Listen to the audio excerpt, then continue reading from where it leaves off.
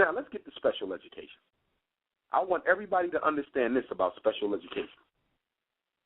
Special education was created in 1975 by the United States government under the name of Public Law 94-142, the EHCA, Education for All Handicapped Children Act. Why did the federal government create Public Law 94-142, the Education for All Handicapped Children Act, in 1975, 1 year after they legalized homosexuality?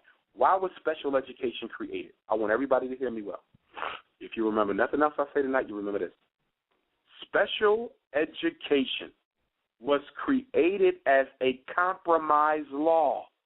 It was created as a compromise law to do what? Influence white racist school districts who did not want to accept integration and who did not want to accept public school busing of black children. Listen to me closely, everybody. It was a compromise to get white public schools to drop their resistance to integrating black children into their district. Special education was created so the white racist school district would accept the black child. And once they accept the black child, they can do what? Have him evaluated by their white school psychologist, classified with a learning disability, which enables them to resegregate the child under the disguise of a learning disability. I said under the disguise of a learning disability, and the federal government will give them money for doing so. I got to say this one more time because we totally missed the mark on special ed. This is basically what the government said. White racist school districts.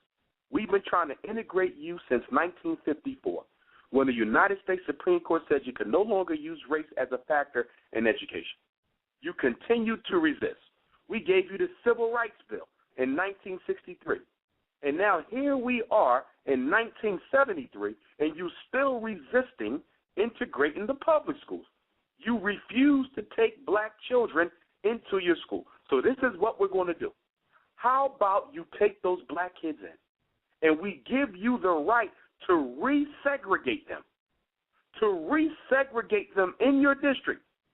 And instead of saying you're doing it because they're black, you can say it's because you think they're learning disabled.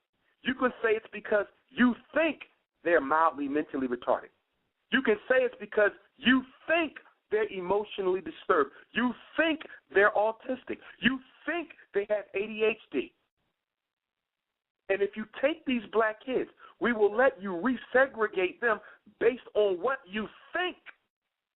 And after you segregate them, Sister Nikki, we're going to give you $9,000 extra just for tolerating the Negro child. Did you follow me on that, Sister Nikki? That's a shame. I want to make sure everybody's clear. Special education is not a program, Sister Nikki. It's a hustle. Special education is a business. Why do you think so many black kids are in there? Listen to what you do. I'm a nationally certified school psychologist. I do this every day for a living. Any school can take a black child, get them tested by their white school psychologist, because most school psychologists in America are white. Less than 1% of all school psychologists are black. And for those who don't understand the role of the school psychologist, we are called the gatekeepers of special education. We are the ones who decide which children go in special ed and which children don't. But when 99% of the people testing black kids look nothing like them and could give a damn about them, now you see why so many of our kids are put in. And you're put in because of a what, Sister Mickey? A professional opinion. Mm-hmm. There's no test to tell me if your son is learning disabled. There's no x-ray I can give you to see if your son is really emotionally disturbed. There's no CAT scan that proves absolutely that your son is mildly mentally retarded. It's simply a professional opinion. It's based on what I think.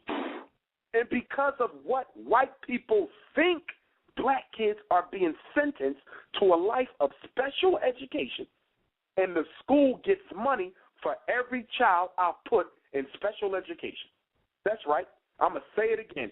Every child in the United States of America who is in special education right now, that school or district is getting from President Obama and the State Department of Education an extra $9,000 each and every year that the child stays in special education.